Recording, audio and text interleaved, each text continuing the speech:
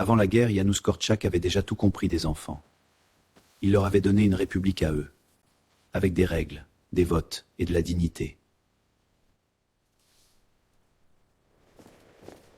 Docteur, on va rester ici longtemps? Il aurait pu partir. On lui a proposé de le cacher. Il a refusé. Il a nourri. Il les a coiffés. Il les a couchés, même quand il savait. Il était une fois, dans un village lointain, un vieil homme sage qui veillait sur les enfants. Vous pouvez partir. Pas eux, je le sais. On lui a donné une chance, une seule.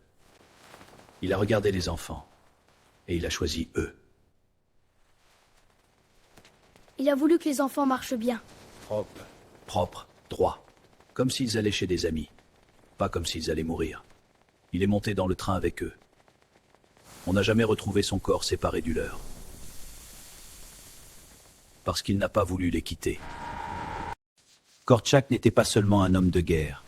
Il était l'un des premiers à dire que les enfants ont des droits.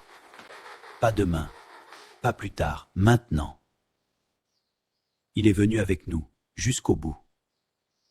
Quelques enfants ont survécu. Ils ont raconté son nom. Pendant longtemps, c'était presque tout ce qu'il restait. Janusz Korczak est mort en août 1942 à Treblinka. Il a refusé de quitter les enfants. Et depuis, son nom est devenu une promesse. Quand les enfants ont besoin de toi, tu ne les laisses pas seuls.